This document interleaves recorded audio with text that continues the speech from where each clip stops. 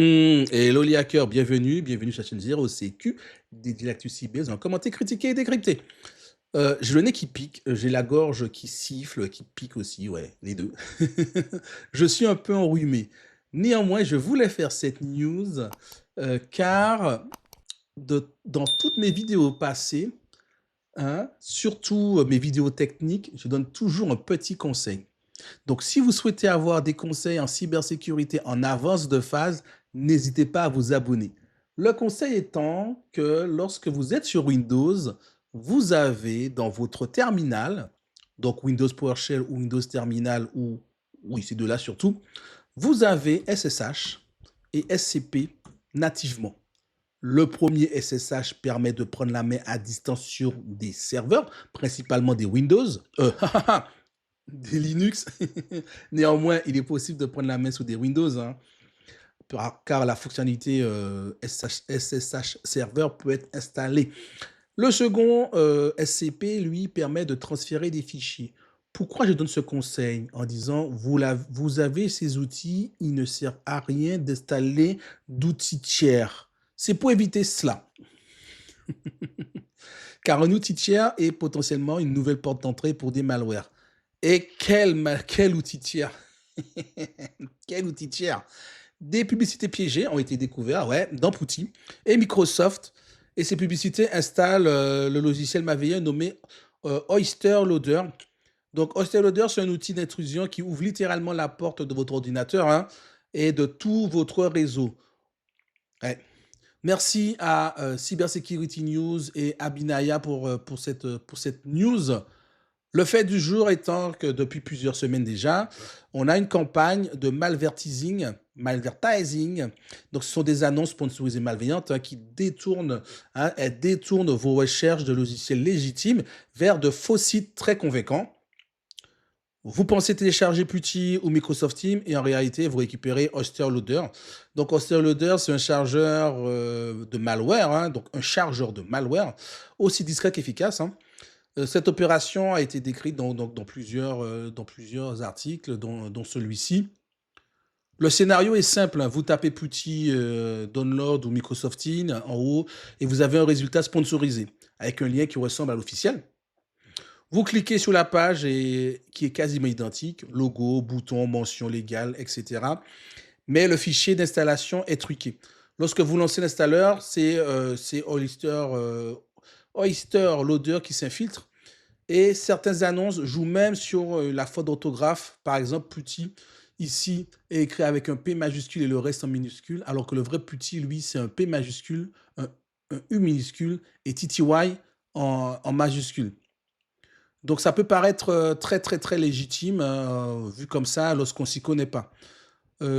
Hollister, alors j'ai pris une autre page là, qui parle un peu de l'article et qui donne un petit peu qu'est-ce que Oyster, aussi appelé Broomstick ou Cleanup Loader. Donc, ce n'est pas un rançongiciel final, hein, c'est un éclaireur, comme je dis. Son rôle est de s'implanter, de résister aux antivirus, de reconnaître la machine, de télécharger enfin la charge utile. Et c'est cette charge-là qui va récupérer les identifiants, qui va utiliser des outils de prise en main à distance ou de prise de contrôle de machine. Et dans certains cas, ben, cet outil, donc le Oyster Loader, va télécharger carrément un rançongiciel. Et les attaquants utilisent Putty, hein, WinSCP, Microsoft Teams, mais aussi KeePass, de faux KeePass, et même Zoom. Le but étant, bien sûr, de maximiser l'impact, hein. On maximise l'impact pour toucher un maximum de personnes. Pourquoi ils font ça? Ben, pour deux raisons. Premièrement, en fait, ils savent que ça peut être difficile à détecter, car on a l'offuscation. Le fichier est emballé et déguisé pour tromper les antivirus. Au début, très peu d'antivirus détectaient l'outil. En deux, il y a surtout les certificats de signature. Le code malveillant peut être signé et il joue sur ça pour profiter du mécanisme de confiance de Windows. Ce qui nous rassure, hein, ça nous rassure, on n'a pas d'erreur et puis en plus ça brouille les défenses. Les chercheurs ont observé un achat massif de certificats Windows dans la vague actuelle de tentatives d'escroquerie. La preuve du moins, c'est que cette opération peut être structurée et plutôt bien financée parce que les certificats, ça coûte pas ça coûte pas 2 euros. Les indices qui sont présentés relient cette chaîne d'infection à des opérations de rançongiciel, notamment à Richida, un groupe déjà connu pour des tentatives d'escroquerie. Des rapports récents et détaillent comment les opérateurs ont abusé du mécanisme de trust signing de Microsoft pour signer ou faire passer des binaires malveillants pour des bons, tout en poussant de faux installeurs via des annonces de moteurs de recherche, donc comme le faux PuTTY, hein. Traduction, en gros, c'est une combinaison de tromperie marketing et de confiance numérique pour entrer chez nous. C'est c'est ça la traduction euh, finale. C'est voilà. Néanmoins, ils sont assez calés les pépères, hein. Euh, alors, je disais que c'était, je sais pas, je disais, mais en gros, la campagne a commencé depuis longtemps, depuis 2024. Donc, on pourrait se dire, mais pourquoi ça revient maintenant? Ben, parce que ça marche, hein. En 2024, il y a eu la campagne similaire via du SEO poisoning et du malvertising qui avait fonctionné. Donc en 2025, les attaquants remettent ça. Plus ciblé, plus industriel, on va dire, avec des leurs mieux faits, des certificats en série, des pages clones quasiment parfaites, et plusieurs équipes comme Arctic Wolf, Cato ou d'autres ont documenté l'évolution d'Oyster et l'outil devient plus discret, plus modulaire, plus persistant. Donc on est dans la sophistication de l'outil pour son utilisation. Pour nous, qu'est-ce que ça change? Eh ben déjà, nous, on évite d'utiliser Putty, mais on peut utiliser Putty, on évite d'utiliser le Putty illégitime. C'est plutôt ça. Le risque, c'est quoi? Ben forcément, c'est perte de données, usurpation de compte, d'identité, potentiellement chiffrement des fichiers sur un logiciel. Donc, on va voilà, de tout perdre. Et puis en plus, si c'est un worms, donc rançongiciel plus vert, donc un worms, il va se propager dans vos différents PC sur votre réseau. Pour les entreprises, ben, ajoute à cela le risque d'interruption de production, d'exfiltration de données sensibles, de fuite de données clients, de pertes financières et donc de signalement obligatoire ou réglementaire, hein, RGPD, etc., etc. Donc aussi potentiellement des sanctions financières en cas de compromission. Qu'est-ce qu'il faut après, on se dit ça, on dit ouais, mais on fait comment pour éviter cela, hein? Comment on fait pour repérer qu'on est sur un site légitime ou pas? Eh bien, regardez l'adresse. Le plus chiant, c'est ça, c'est de checker l'adresse qui ressemble peut-être à l'original, mais qui n'a pas le bon nom de domaine, hein. Le site ressemble à l'original, mais n'a pas le bon nom de domaine. L'adresse ressemble à l'original, mais n'a pas le bon nom de domaine, ou des mots légèrement différents, ou des sous-domaines bizarres, ou des TLD exotiques.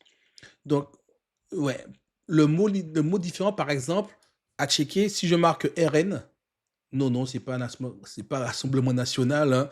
C'est microsoft.com. On a l'impression que c'est Microsoft, mais c'est RN, hein. C'est RN Microsoft. Donc, nom légèrement déformé, légèrement bizarre. On fait gaffe aussi aux gros boutons download ou télécharger qui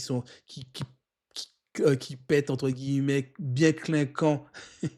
Ça aussi, on se méfie. Euh, Et puis, de règle générale, hein, les annonces sponsorisées, on essaie de les annonces sponsorisées, on essaie de se méfier.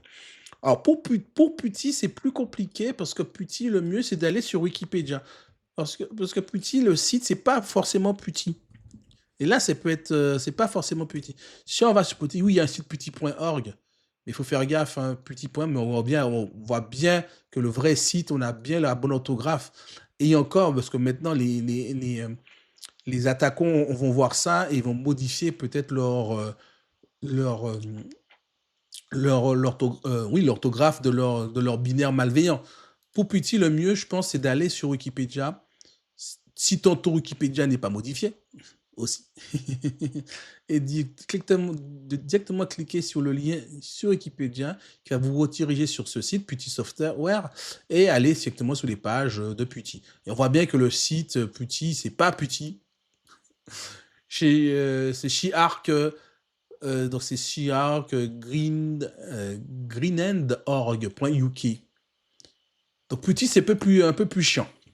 Putty, c'est un peu plus chiant.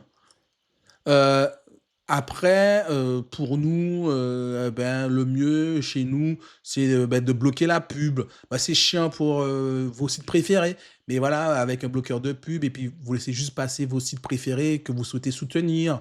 Mettre du filtrage DNS avec avec par exemple du Piole sur, sur votre réseau. Utiliser 2 comptes système sur votre machine, un compte admin et un compte, standard que vous utilisez tout le temps. Et puis lorsque vous installez un truc et ben vous, c'est le compte admin qui va vous demander le mot de passe du compte admin et ça évite également à des logiciels de s'installer de manière sournoisement. Bien que, hein, on n'est pas à 100, tout n'est pas à 100 sûr, hein. Mais voilà un peu, quelques tips pour, essayer, de ne pas avoir ce type de problématique. Mais le meilleur tips pour cette activité, hein, de prise en main à distance de serveurs en ligne de commande, bah, c'est utiliser les outils natifs à Windows, hein, comme je dis toujours, hein. Hein, on utilise, Windows Terminal et SSH à l'intérieur. Ça permet également d'apprendre les commandes. C'est vrai que Putty avec 3 clics, c'est fait, mais ça permet également d'apprendre les commandes SSH, ça permet d'apprendre les commandes, SCP. Voilà, donc on lie, l'utile, l'agréable et la connaissance, en utilisant directement, les outils intégrés à Microsoft. Donc je vais continuer de suivre l'évolution de cette campagne et ses liens avec d'autres opérations, de Rance Logiciel. En attendant, prenez soin de vous, restez prudents, vérifiez vos sources de téléchargement et puis partagez la vidéo. Et comme je dis toujours, la cybersécurité est moins chère que gratuit. Ciao!